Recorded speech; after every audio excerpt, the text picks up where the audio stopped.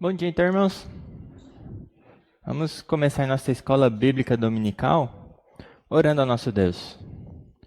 Senhor Deus amado, te louvamos, te agradecemos por mais um dia, Senhor, por tu ter nos dado, por podermos estudar mais a tua palavra, Senhor. Nos ilumine agora com teu Santo Espírito para que possamos realmente entender os teus ensinos, Senhor, e não somente ouvi-los, mas praticá-los, Senhor. Que toda a tua verdade, Senhor, possa estar bem firmada em nosso coração e nossas mentes e possamos andar, Senhor, conforme os teus desígnios, Senhor, para o louvor e glória do teu nome, Senhor. E te oramos e pedimos isso em nome de Jesus Cristo. Amém.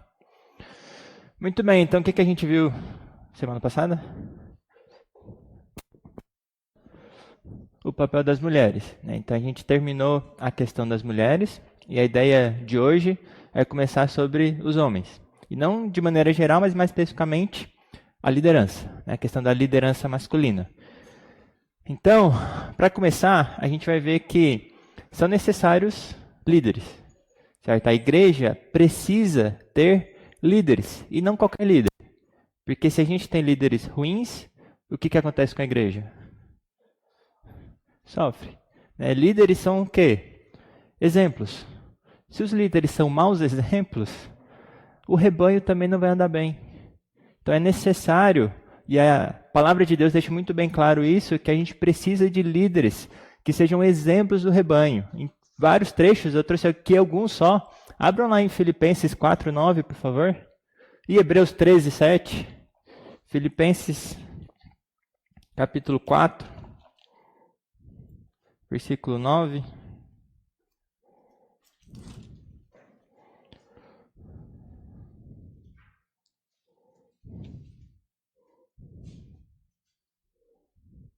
Paulo falando, né? Ele diz o seguinte: o que também aprendestes e recebestes e ouvistes e vistes em mim, isso praticai, e o Deus da paz será convosco. E aqui Paulo, ele é algo que é interessante pensar, né? Se um líder realmente pode falar isso aqui. Porque Paulo fala para os irmãos, né, o que eles aprenderam com Paulo, o que eles receberam de Paulo, o que eles ouviram, o que Paulo falava, ensinava e o que eles viram no próprio Paulo. Isso, replicai.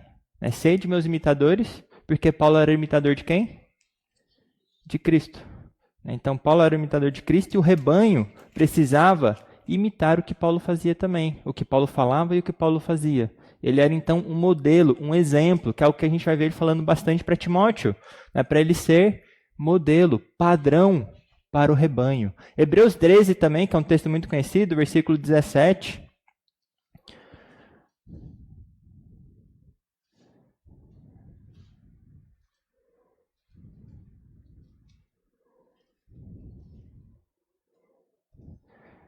Um texto também bem conhecido que diz o seguinte: obedecei aos vossos guias e sede submissos para com eles, pois velam por vossa alma, como quem deve prestar contas, para que façam isto com alegria e não gemendo, porque isto não aproveita a vós outros.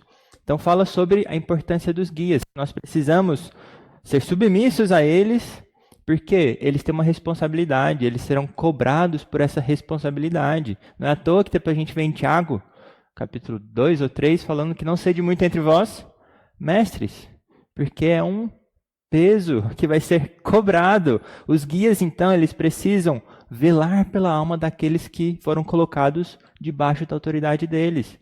E as pessoas que foram colocadas debaixo da autoridade, então, sendo submissas, porque isso é proveitoso. É assim que Deus instituiu o crescimento da vida cristã. Líderes que são exemplos e liderados que olham aquele exemplo e imitam aquele exemplo. Então, desde Abraão, Moisés, Josué, Davi, até os dias de hoje, a gente tem muitos exemplos de liderança na Bíblia e da importância da liderança como líderes para o rebanho são, de certa maneira, essencial. E Paulo vai expressar essas características de um bom líder em 2 cartas, falando para Timóteo e também em Tito. Então abram lá, por favor, vamos ler os 2, que também são textos muito conhecidos. O primeiro é 1 Timóteo capítulo 3. A gente viu 1 Timóteo 2, né, na questão das mulheres, e logo em seguida ele fala dos homens. Então 1 Timóteo 3 está escrito assim: fiel é a palavra. Se alguém aspira ao episcopado, excelente obra almeja. É necessário, portanto, que o bispo seja irrepreensível. Uma palavra muito leve que a gente vai ver sobre isso hoje, que ele precisa ser irrepreensível.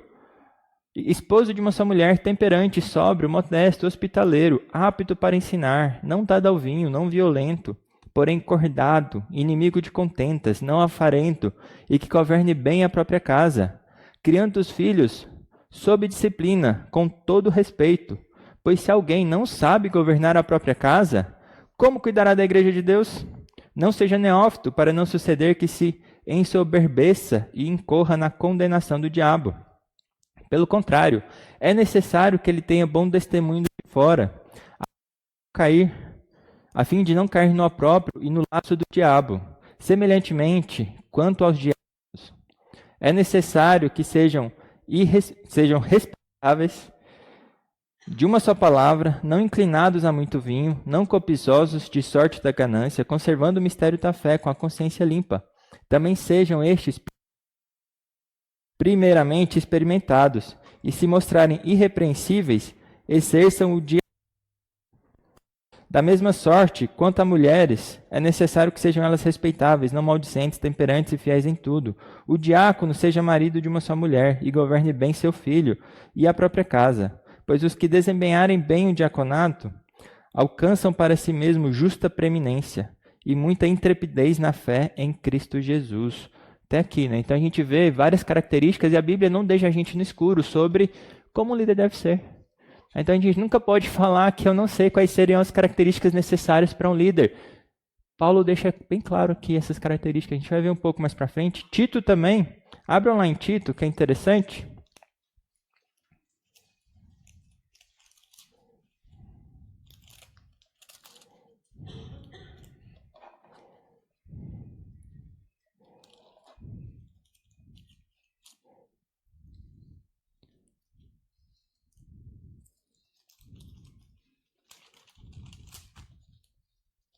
Quem achou pode ler, por favor. Tito 1. Servo de Deus, apóstolo de Jesus Cristo, para promover a fé e a dos eleitos de Deus e o pleno conhecimento da verdade, segundo a piedade, a esperança da vida eterna por Deus, que não pode mentir, prometeu, antes dos tempos eternos, em termos devidos, manifestou a sua palavra, mediante a pregação que lhe foi confiada por mandato de Deus, nosso Salvador, a ti, verdadeiro Filho, segundo a fé comum, graça e paz da parte de Deus Pai e de Cristo Jesus, nosso Salvador. Por esta causa te deixei em Creta, para que pusesses em ordem as coisas restantes, bem como, em cada cidade, constituísses presbíteros conforme é escrito.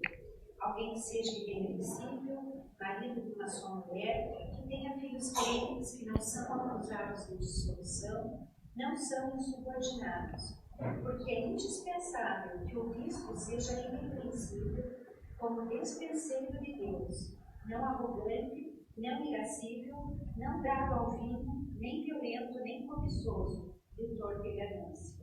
Antes, hospitaleiro, amigo, sóbrio, justo, piedoso, que tenha domínio de si, apegado à palavra fiel, que é segundo a doutrina, de modo que tenha poder tanto para exortar pelo que ela ensina, como para convencer os que o contradizem. Até aí.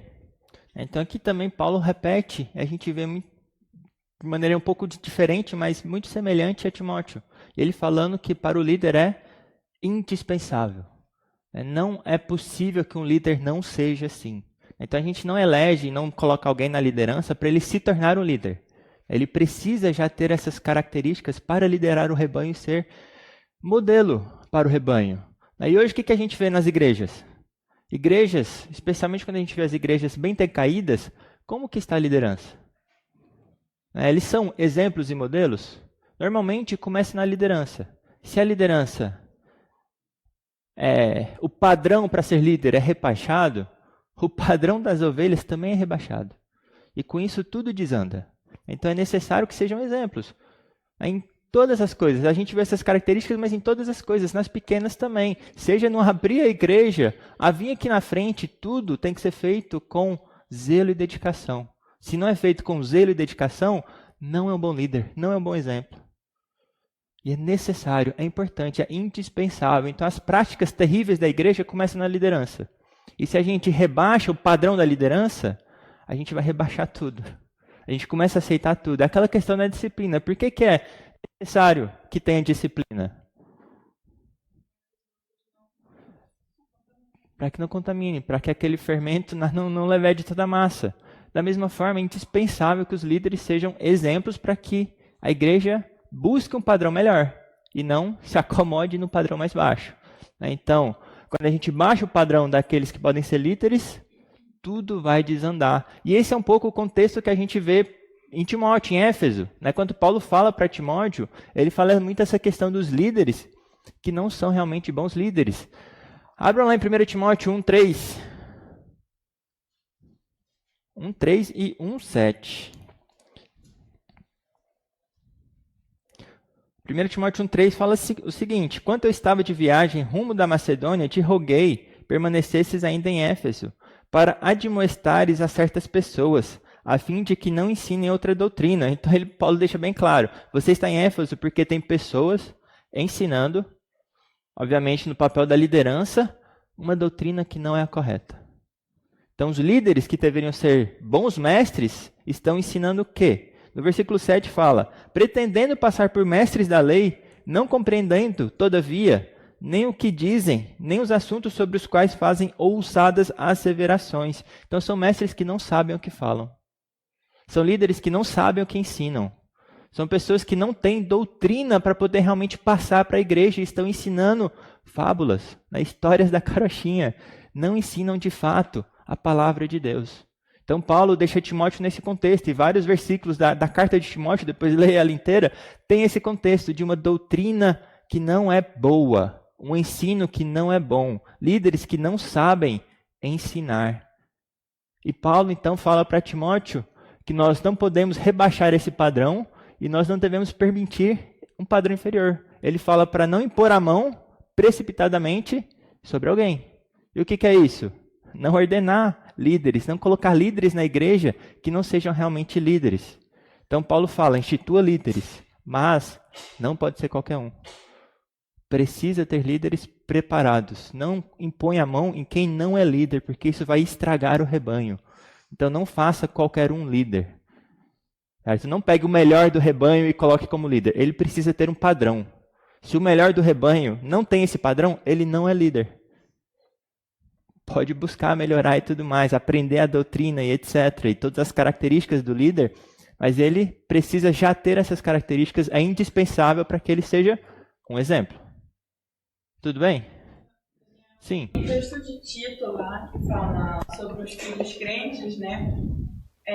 Eu já vi situações, por exemplo, já eram pastores, já eram líderes, né? Só que os filhos se desviaram, né? E aí teve o caso que o pastor quis até entregar o cargo, né? Como é que fica essa situação depois que os filhos, por exemplo, crescem e não permanecem crentes, né? Como é que fica aí esse texto de filhos crentes? Tem milhares de casos e casos, né? Tem, por exemplo, um pastor que se converteu depois, etc. e tudo mais, mas pegando o caso padrão, John Piper, por exemplo, que é um exemplo disso. Né? Ele tem um filho que é o quê? Militante, ateísta militante. Né? E a liderança da igreja, ele quis entregar o seu ministério, a liderança da igreja estudou o texto e disse que não. Né? Enquanto os filhos estão no domínio dele, na casa e tudo mais, tem que ser esse exemplo. Depois que sai e fica grande, só Deus sabe o que pode acontecer. Né? A gente espera que, criando bem, ele continue no caminho. Então eles entenderam que, se depois de grande ele se desviou, tudo bem. Agora, se está na sua casa e é insubmisso, aí não tem o necessário para ser líder. Já tem pessoas que vão para o outro lado, então não há consenso sobre isso. Pega um Douglas Wilson, por exemplo. Ele diz que se os filhos dele se desviaram, isso o desqualifica para ser líder. E ele deveria entregar o seu ministério. Então tem esses dois casos. Não tem consenso no mundo evangélico e reformado sobre o que exatamente, a que ponto isso vai. Certo? Se pode se depois que sai de casa e desvia é permitido ou não. Com certeza, se está ainda na sua casa e é desviado, isso já o desqualifica. Sobre a autoridade também, né? Já vi casos de filhos adolescentes, 12 anos, que não iam pra igreja, não queriam ir para a igreja e ele não levava, né? Deixou para lá e se tornou pastor. Então, aí ficou essa dúvida. Assim. Então, um caso desse de 12 anos e tudo mais, talvez é um consenso que o desqualifica. Consenso não, né? Que é difícil ter consenso. Mas uma maioria grande vai falar que isso realmente contradiz as qualificações de um líder. Se é aquele que não sabe governar a sua própria casa, como que ele vai governar a igreja? Se ele permite que um filho que está debaixo da sua autoridade faça o que quer, não discipline aquele filho, como que ele vai fazer na igreja? Então isso desqualificaria. Um filho adulto é mais complicado porque a gente tem essa questão que ele saiu da autoridade do pai. Então tem essa dúvida. Agora, quando ele está debaixo da autoridade do pai, normalmente não há essa dúvida. Isso o desqualificaria. E tem pecados e pecados. Falando já dessa questão, a gente tem um pastor muito renomado que esses dias, há 2 semanas atrás, caiu. Ele foi removido do seu ministério por ter um relacionamento impróprio com uma mulher que não é a sua esposa. E isso muitas vezes é discutido, porque tem pastores que têm casos como esse, aí se arrependem, passam por um período de, de reestruturação e etc., e depois é reconduzido ao ministério. E já tem pessoas que são muito firmes nesse ponto, especialmente citando Provérbios 6, lá, o finalzinho, que fala que aquele que adultera é louco, e vai ter um obróbrio que nunca vai se afastar da sua vida. Então isso desqualifica permanentemente. Então a gente tem pecados que, uma vez cometidos, considerando que ele já era convertido e tudo mais, especialmente se já era líder, uma vez cometidos, o desqualifica permanentemente. Até pelo fato de ser irrepreensível, né? Exatamente. Até com as ovelhas, assim, né? De alguém trazer, mas você no passado, não que Deus não perdoe, mas eu acho que de não ter autoridade para trazer. Isso, a gente tem essa diferença, né? O perdão que aquele líder recebe, porque Jesus perdoa os pecados, mas a qualificação de ser líder. São duas coisas realmente diferentes. Então, irrepreensibilidade é necessário para que ele exerça autoridade. Então, tem casos em que líderes são permanentemente desqualificados.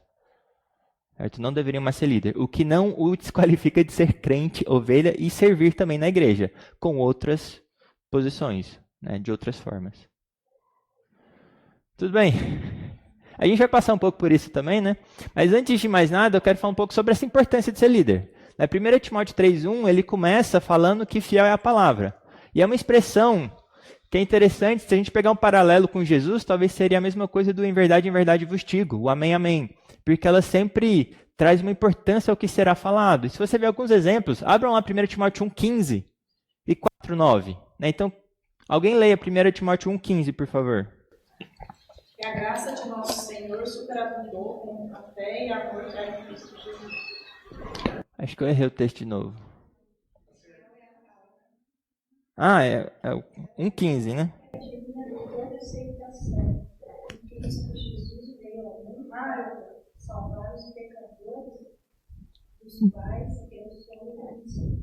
Então, ele está falando algo que é extremamente importante, né? Fiel à palavra. O quê? Cristo Jesus veio ao mundo para salvar os pecadores. E 4:9 também, leiam, por favor.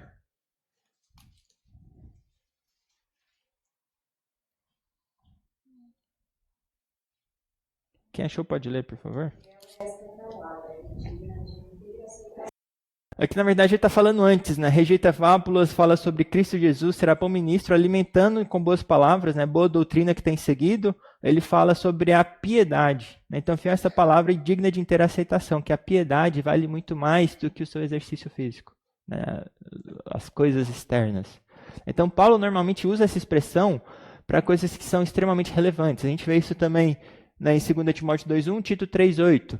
Então, ele começa a falar que o que ele vai dizer aqui agora é muito importante.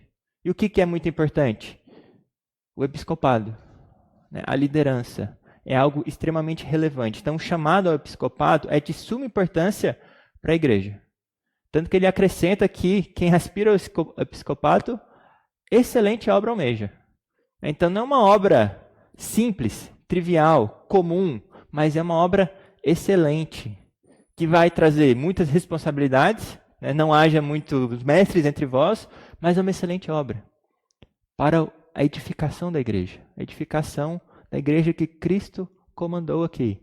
Então essa obra é realmente importantíssima. É um papel que deve ser inspirado aos mais jovens. Nós devemos criar líderes, nós devemos buscar que os nossos jovens cresçam com esse espírito de liderança, entendendo a importância e que isso é bom, que eles desejem isso. É que eles precisam buscar essa liderança. E a falta de líderes, na verdade, é o princípio da destruição. E a gente tem vários textos que a gente pode pegar isso. Eu peguei um que é de Ezequiel. Abram lá, por favor, Ezequiel, capítulo 22. Jeremias também tem um monte sobre pastores que se alimentam do próprio rebanho, né? Mas Ezequiel 22, 26 a 31.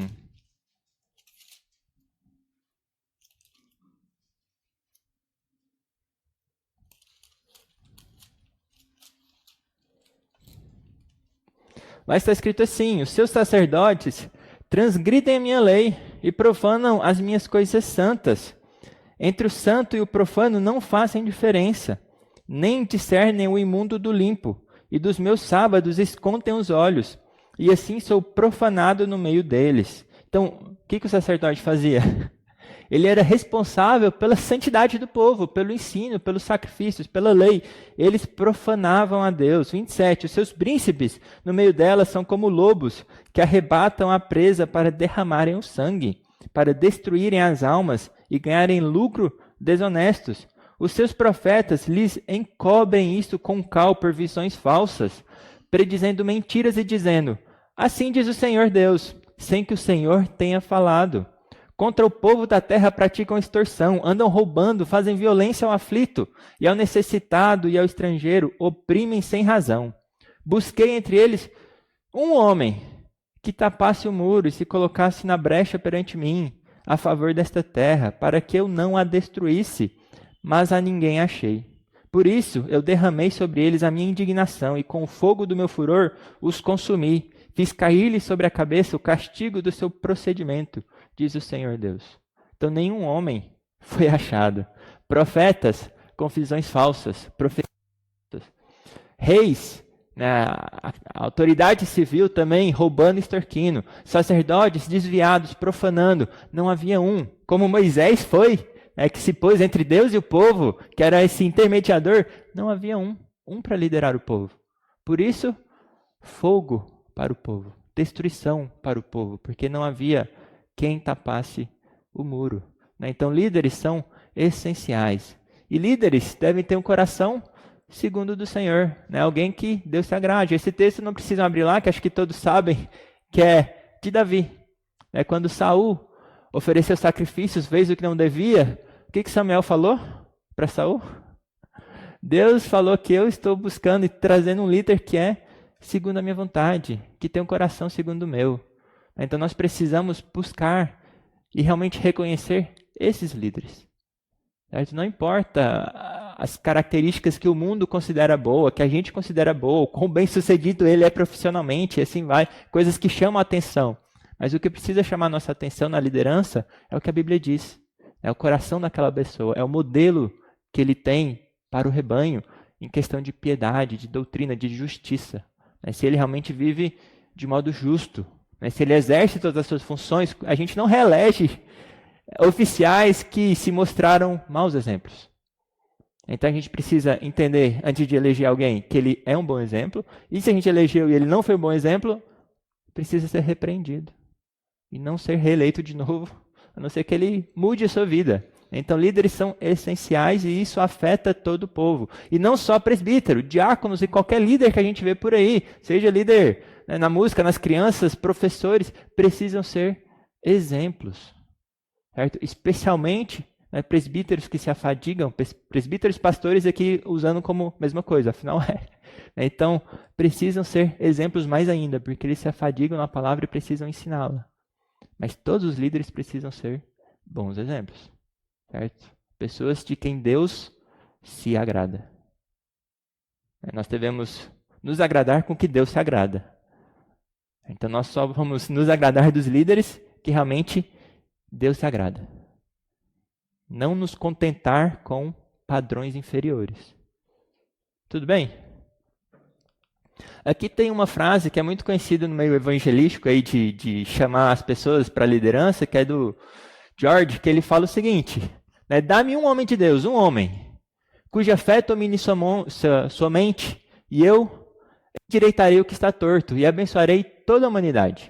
Dá-me um homem de Deus, um homem, cuja língua tenha sido tocada pelo fogo do céu, e eu inflamarei os corações mais escuros, com resoluções altas e desejos puros. Dá-me um homem de Deus, um homem, que seja profeta poderoso do Senhor, e eu te pela oração, não pela espada. Dá-me um homem de Deus, um homem, fiel à visão que lhe é dada, e eu reconstruirei vossos santuários destruídos, e porei as nações de joelhos humilhadas. Então tudo isso começa com o quê?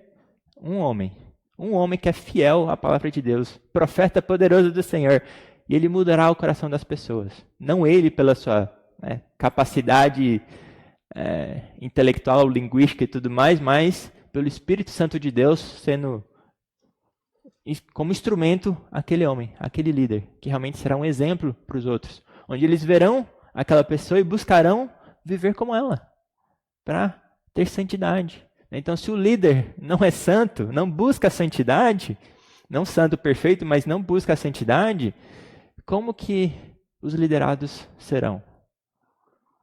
Certo? Então, dá-me um homem de Deus, um.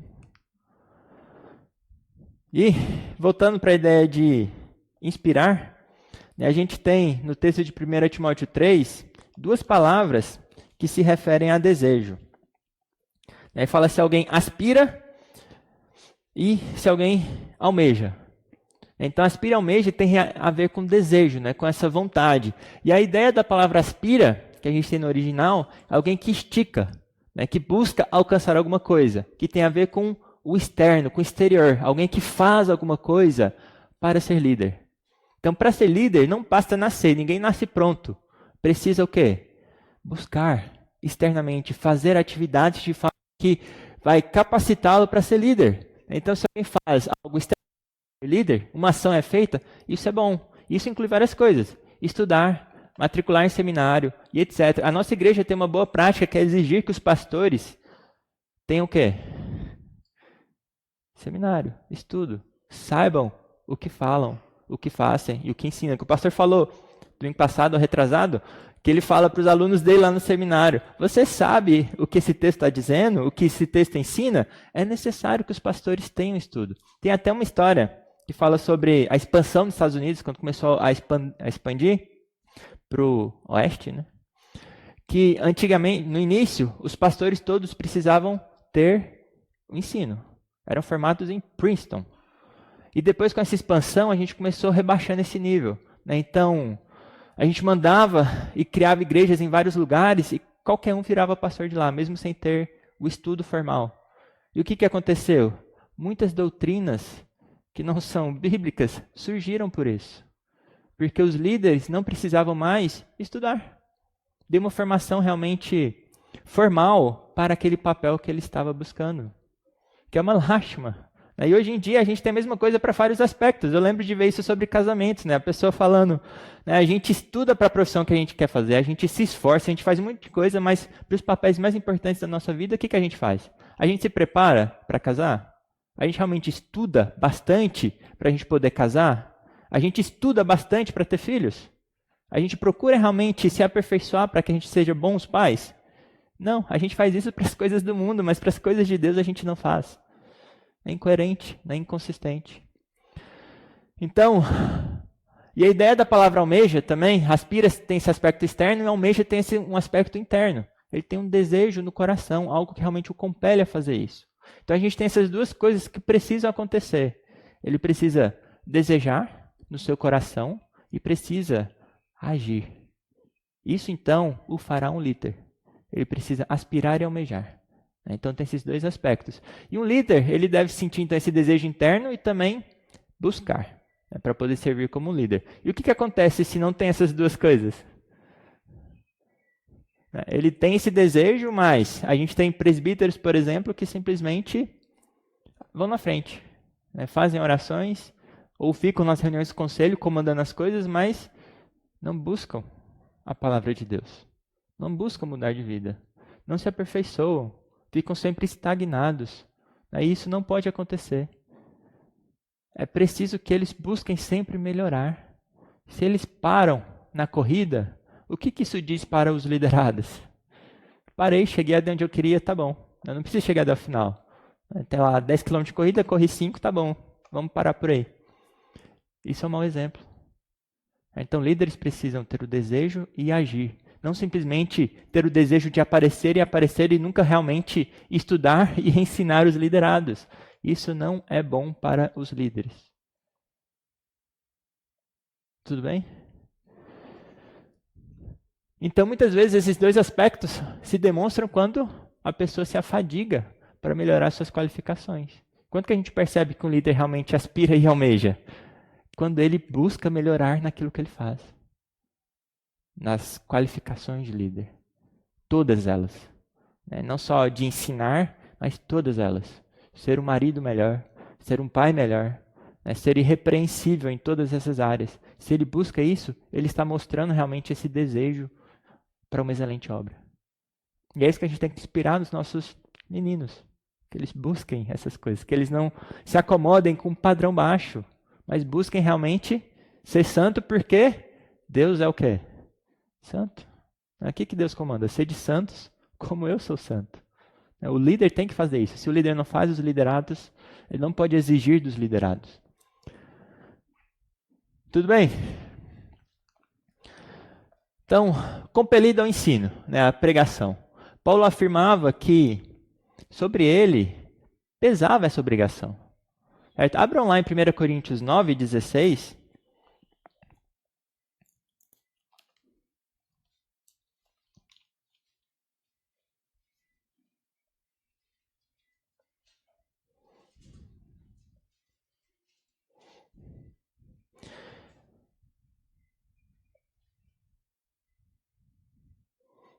Aqui fala sobre os direitos que líderes poderiam, que ele não usava. E no 16 fala, se anuncio o evangelho, não tenho de que me gloriar, pois sobre mim pesa essa obrigação, porque ai de mim se não pregar o evangelho. E o que Paulo tem no coração dele aqui, na cabeça, bem claro, é o que muitos líderes não têm, porque eles se gloriam e querem essa posição de liderança para a sua própria glória. O que Paulo fala? Se eu anuncio o evangelho, não tem nada do que me gloriar. Esse é um peso, é uma obrigação, foi me dado a isso. É a mesma coisa de Jeremias lá, quando ele fala que não vou mais falar a palavra de Deus, não quero mais. Mas ela foi como fogo dentro do meu coração que eu não pude segurar. Porque Deus estava me comandando para anunciar a palavra de Deus. A mesma coisa é para o líder. Ele não quer buscar a sua própria glória, mas ele quer anunciar a palavra de Deus. Ele quer edificar a igreja de Deus, edificar o rebanho. Se ele não tem esse desejo, se o desejo dele é sua própria glória, ele não vai se afadigar nos afazeres da liderança. Ele não vai se afadigar na doutrina. Ele não vai se afadigar em ensinar a palavra de Deus. Ele não vai ter alegria em fazer isso. Ele vai ter, na verdade, como uma coisa que atrapalha ele, que tira o seu tempo da semana, o seu tempo de fazer isso ou aquilo e etc. Porque a glória que ele busca não é a de Deus. Então, o primeiro ponto que a gente sempre tem que lembrar, eu não vou ficar repetindo isso aqui, é que o liderança, e eu vou falar sobre como é algo glorioso ser líder, glorioso no sentido de é uma excelente obra que vai glorificar a Deus. Eu não vou ficar repetindo que o líder não deve gloriar em si mesmo, que é o que Paulo fala aqui. Ele não tem glória nenhuma se ele anuncia o evangelho. Muito pelo contrário, é uma obrigação que ele tem. E tem um sermão do Latimer, que foi um dos reformadores queimado na fogueira pela Maria Sangrenta, que ele proferiu um sermão direcionado a líderes, direcionado aos pastores, às pessoas que pregavam, que é o sermão do arado, lá, o Sermon of the Plow. E esse sermão é bem interessante. Eu vou ler aqui um bom trecho. E ele fala o seguinte, e agora eu lhe faria uma pergunta estranha. Mais diligente de toda a Inglaterra. Prelado é o pregador, poderia ser pastor também. É o cara do tempo de Shakespeare, então ele tem uma linguagem difícil, contemporânea, Então, quem é o prelado mais diligente de toda a Inglaterra? Que supera todos os outros no desempenho do seu ofício? Quem é o bispo que desempenha melhor do que todos os outros em toda a Inglaterra? Eu posso dizer, pois sei quem ele é, e eu conheço bem. Mas agora eu acho que ano que eu deveria nomeá-lo. Há um que supera todos os outros, e é o prelado e o pregador mais diligente de toda a Inglaterra. E você saberá quem é, e eu lhe direi, é o diabo. Ele é mais diligente que qualquer pastor, bispo, padre da Inglaterra inteira. É isso que ele está chamando a atenção. Ele é o pregador mais diligente de sua diocese. Ele nunca está longe de sua paróquia. Você o encontrará. Nunca o encontrará desocupado. Ele está sempre em sua paróquia. Ele permanece ali o tempo todo. Você nunca o encontrará. Chame-o quando quiser. Ele está sempre em casa. Ele é o pregador mais diligente de todo o reino. Ele está sempre em seu arado. Ou ociosidade pode impedi-lo. Ele está sempre aplicando os seus negócios. Você nunca o encontrará ocioso, eu lhe asseguro.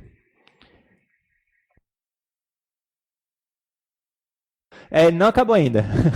Quando o diabo está residente e tem seu arado funcionando, fora com os livros e sim com as velas. Aqui é um contexto especialmente da reforma contra os católicos. Né? Então ele está falando sobre coisas dos católicos, mas podem colocar isso para qualquer superstição e coisa que desvia da doutrina de Deus. Então, fora com a Bíblia e sim com as velas.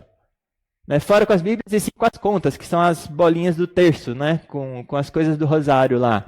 Fora com a luz do Evangelho e sim com as luzes das velas. Sim, mesmo ao meio-dia. Sim, com as tradições dos homens e suas leis. E fora Deus e sua santíssima palavra. Oh, que nossos prelados fossem tão diligentes filho da boa doutrina, como Satanás é em semear. Nunca houve um pregador na Inglaterra como ele é. Os prelados são senhores e não trabalhadores, que Jeremias fala tanto, né, que se alimentam do seu rebanho, da gordura e não fazem nada pelo rebanho. Diligente, ele não é um prelado sem pregação. Ele não é um senhor de sua paróquia. Ele é um lavrador ocupado. Portanto, vocês, prelados sem pregação, aprendam com o diabo. Sejam diligentes em fazer seu ofício. Se vocês não aprenderem com Deus, nem com os homens a ser diligentes em seu ofício, então aprendam com o diabo.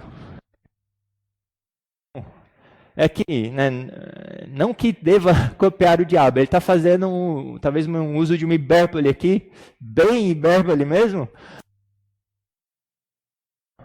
Os líderes são vagabundos, ociosos, senhores e não são servos. Não buscam de fato agradar e louvar a Deus com o seu serviço.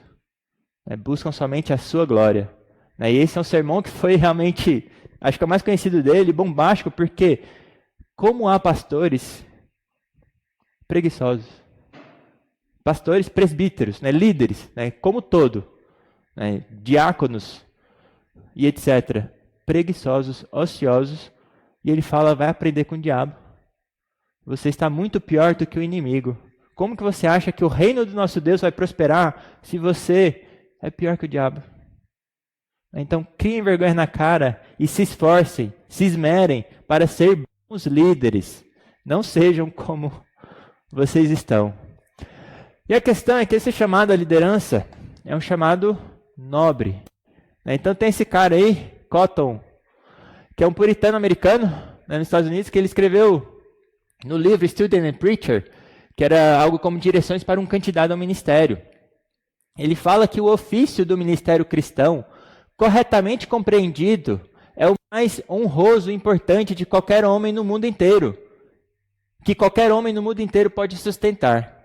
E será uma das maravilhas e ocupações da eternidade considerar as razões pelas quais a sabedoria e a bondade de Deus designaram esse ofício ao homem imperfeito e culpado. Então a gente vai passar a eternidade pensando por que esse ofício foi dado a um homem. Como os homens são, imperfeitos e culpados. Ele continua, o grande desígnio e intenção do ofício de um pregador cristão é restaurar o trono e o domínio de Deus nas almas dos homens. Exibir nas cores mais vivas e proclamar na linguagem mais clara as maravilhosas perfeições, ofícios e graça do Filho de Deus.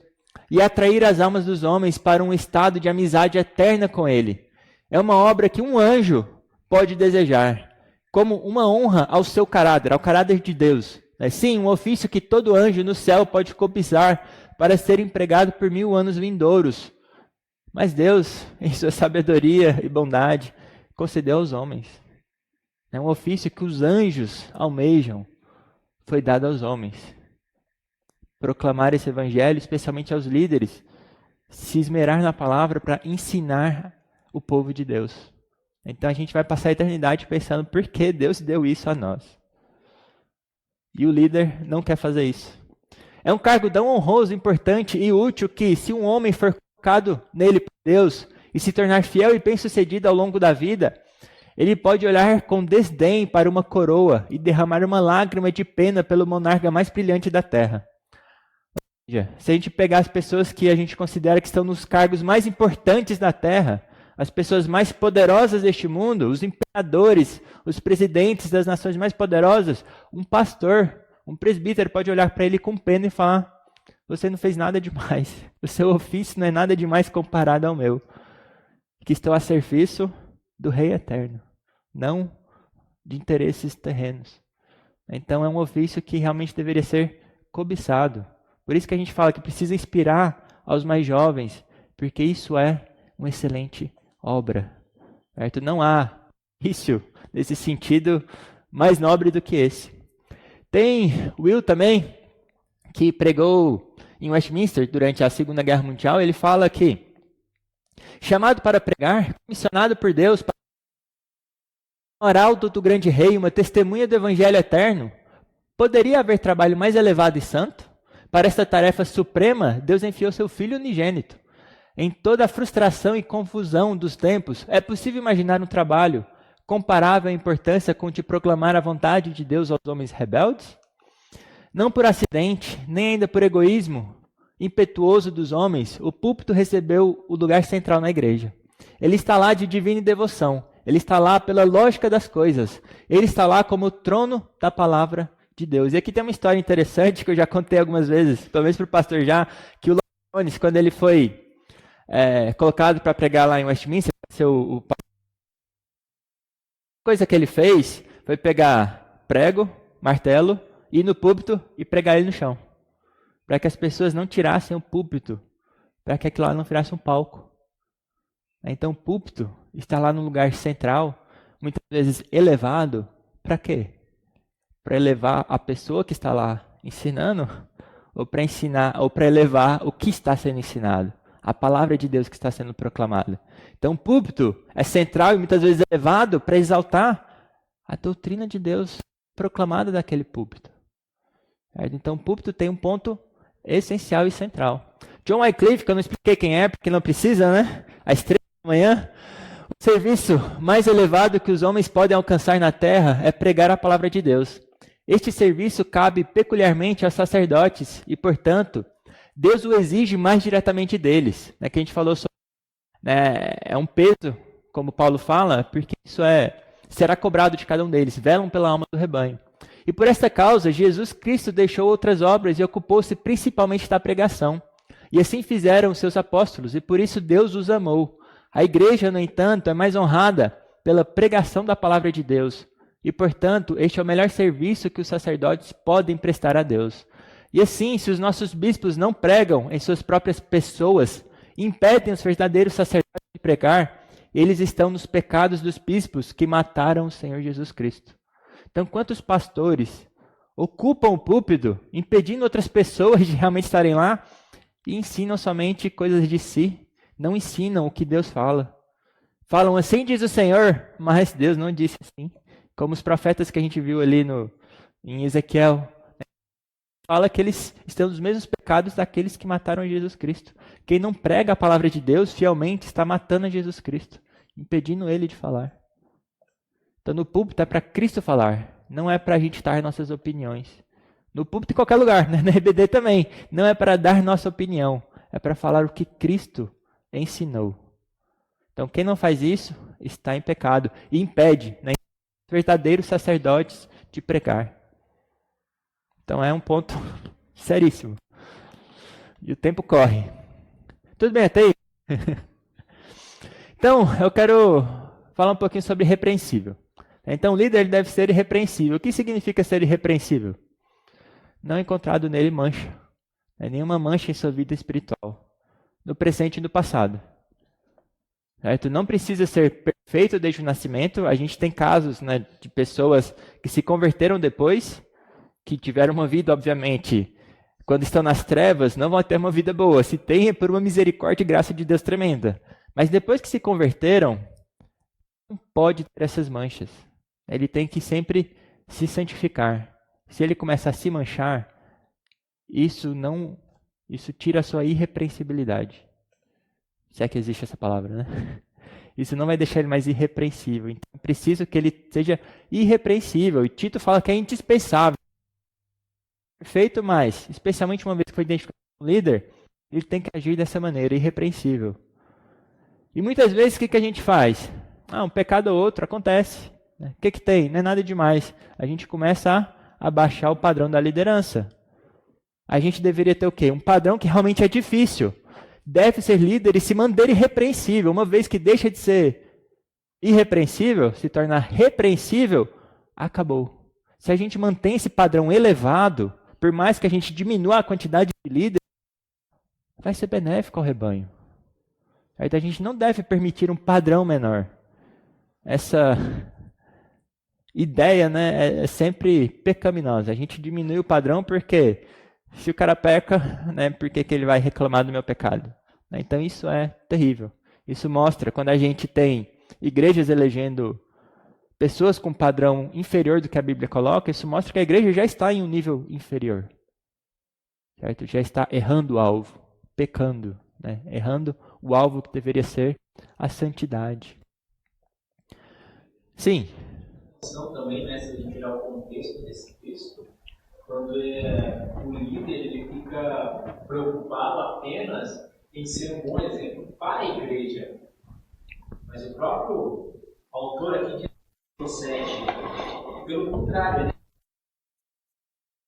ele de fora, né? A fim de não cair no opróbrio no laço do diabo. Então, não é assim para a igreja, mas também para de fora. Não é ser um líder somente dentro da parede. É um líder bíblico. Irrepreensível, se a gente pensa assim, não exatamente como uma característica, mas como né? Onde que e a gente vai ver que tem, primeira parte ali, o caráter moral, do 2 ao 3, né? É necessário, portanto, que o bispo seja irrepreensível. Qual que é o caráter moral? Esposo de uma só mulher, fiel, né? Fidelidade, temperante, sóbrio, modesto, né? Que tenha as suas prioridades em ti, temperante, que tenha uma cabeça clara para tomar decisões, hospitaleiro. Hospitaleiro é uma palavra que muitas vezes a gente não entende, né? A palavra literalmente é filoxenos. O que é filos? É um amor, né? Filosofia, amor pelo conhecimento.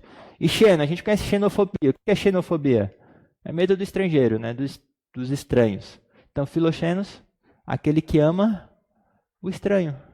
Não é simplesmente que abre a sua casa e hospeda as pessoas, mas é aquele que ama aqueles que são estranhos, que não são seus amigos, que ama até mesmo o inimigo. Ele deve ser hospitaleiro, apto para o ensino, que depois a gente vai falar desse. É o único que eu peguei para destrinchar um pouco. É não dado ao vinho, não violento, porém cortado, inimigo de contentas, não avarento. Então tem essa questão do caráter moral da pessoa, quem ele é de fato.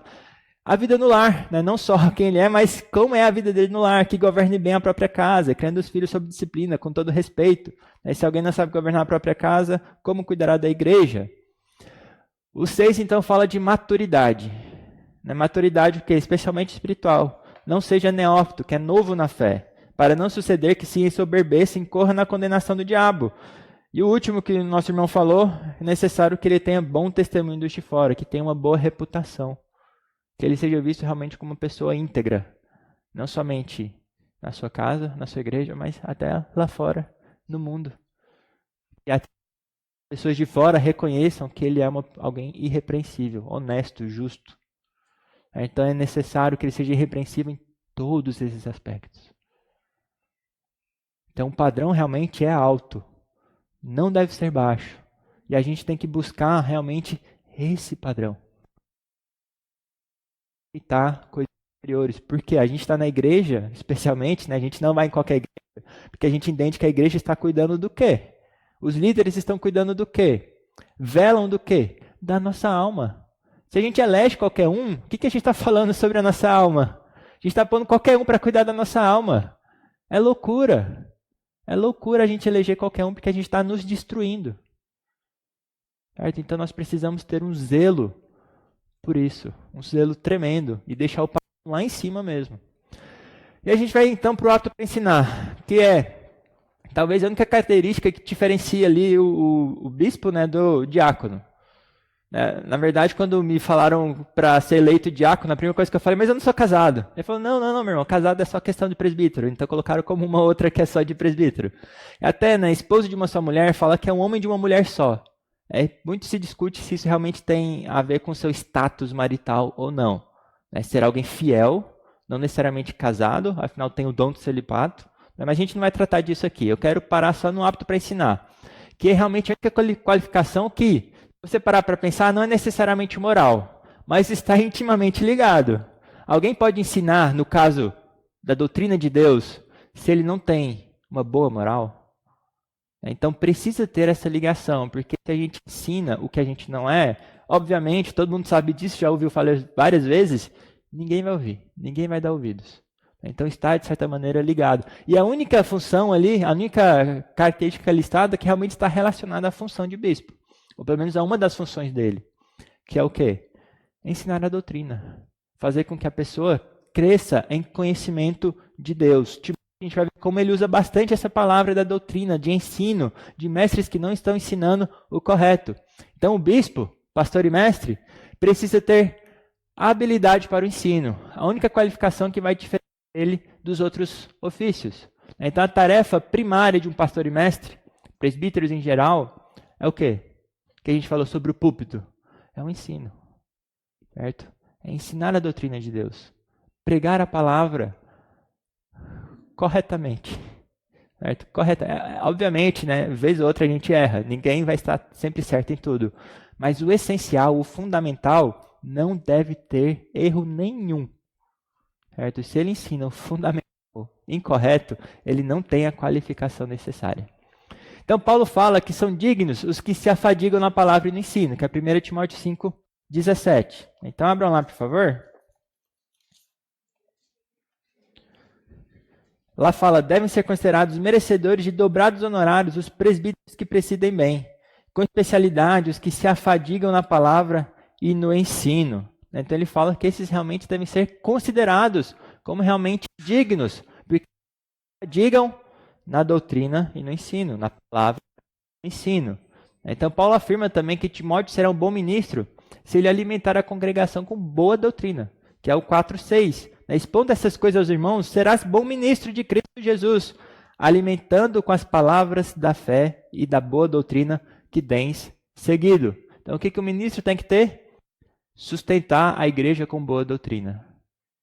Certo? Se a gente tira a doutrina da igreja, o que sobra? Nada. Então precisa ter doutrina.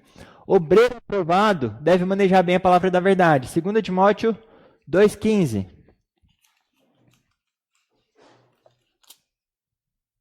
Quem achou pode ler, por favor?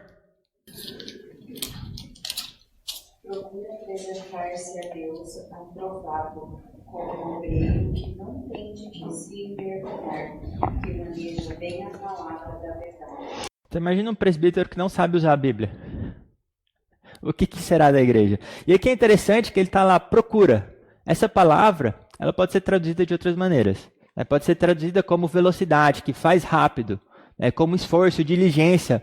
E uma outra palavra, que é a palavra que está na tradução do Rei Tiago, na versão autorizada lá na King James, é estuda. Estuda para apresentar-te. Estude. Aquele que vai ser aprovado é aquele que estuda, se esforça para apresentar a Deus aprovado, com boa doutrina.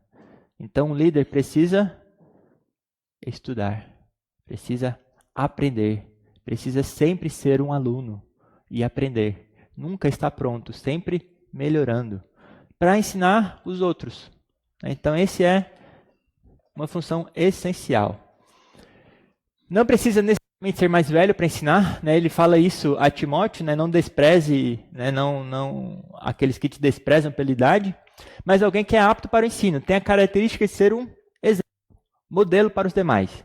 Não necessariamente anciãos. A gente espera que quanto mais velho, maduro na fé, seja mais apto ainda a ensinar, mas não precisa necessariamente ser velho. Né? Timóteo era um exemplo disso. Ele precisa ser maduro na fé. E também precisa ter o dom de ensinar, né? Ter a vontade de ensinar e a constância na pregação. E aqui a gente tem que tomar um pouco de cuidado, que a gente tem estilos e estilos. A gente vai tentar julgar se a pessoa é apta para ensinar ou não quando a gente gosta do que ele fala, ou da forma que ele fala. E não necessariamente é isso. Ele precisa ter a capacidade de transmitir a doutrina de Deus, de forma que a pessoa entenda, consiga traduzir de certa maneira para que ela entenda, ou que uma boa parte entenda, mas a gente vai ter estilos diferentes. Tem pessoas que podem aprender melhor que uma pessoa ou outra. A gente tem que saber diferenciar isso. Apto para o ensino, não necessariamente você vai gostar da forma que aquela pessoa ensina, mas a pessoa tem que ter essa capacidade de transmitir o ensino. Porque a gente sabe muito bem, provavelmente a gente já teve muitos professores assim, que a gente fala que ele pode ser, ou na faculdade a gente fala que ele pode ser um bom pesquisador, mas ele é um péssimo professor. Ele sabe muito para si mesmo, mas não consegue passar para ninguém. Então o presbítero ele precisa ter a capacidade de passar. Alguns serão bons com crianças, alguns serão terríveis com crianças. Alguns serão bons de algum jeito ou de outro. Então a gente tem que diferenciar estilo da capacidade de ensino. Então muito cuidado quando julgar isso. São dons. E a gente pode subdividir, né, esse dom para crianças, né, adultos, idosos e tudo mais. Né? Então a gente tem que tomar um pouco de cuidado para não desqualificar alguém porque a gente não gosta da forma que ele ensina. Então tira o pessoal para a gente julgar objetivamente se ele tem a capacidade de ensino. Então ele precisa ter o quê? Uma boa reserva de doutrina sã em seu coração e mente, que é o que está lá em 2 Timóteo 3, 14 e 15. Ele tem que ter fundamento doutrinário. Certo? E é necessário brandura e mansidão no ensino, que é 2 Timóteo 2, 24 a 26. Que ele fala para exortar e ensinar com brandura. E aqui a gente tem um caso que é emblemático. Se a gente olhar para Jesus especialmente, a gente vai ver essa brandura, essa mansidão com aqueles que realmente precisam dele. E de outra forma, quando tem lobos e pessoas que estão realmente destruindo a igreja, o que o líder precisa fazer? Ser firme. Então, brandura e mansidão não confundam com o quê? Na verdade, com ser passividade, né? Permissividade e passividade. Não é isso. Então, o líder ele precisa ser firme na doutrina e não permitir que seja ensinado errado. Então, em alguns momentos, ele não vai sair gritando, mas ele vai se posicionar bem firme no chão e não deixar que aquilo seja ensinado. Então, não dá tempo da gente se aprofundar nessas palavras todas. Né? Moisés foi um varão manso, né? Mas ele chegou lá embaixo quando o pessoal estava adorando outros deuses, né? Fez o bode lá, né? o bezerro de ouro, pegou as tábuas e quebrou no chão. Agora, quando o povo foi lá falar com ele, quando Arão e Miriam foi falar com ele, ele ficou quieto, manso, tranquilo. Então ele era bem firme quando precisava ser firme. Paulo, seja anátema aqueles que estão ensinando outra doutrina. Então o líder ele precisa ter essa firmeza, mas quando ele ensina com brandura e mansidão, especialmente aqueles que a gente enxerga realmente a fé nele, o Espírito Santo agindo na pessoa. Certo? Então ensinar com brandura e mansidão. E ser firme quando precisa ser firme. Raça de víboras. Certo? Tudo bem? Então eu consegui acabar passando. Na verdade, vocês queiram falar rapidinho? Muito bem, então é isso. Pastor, pode orar para a gente, por favor?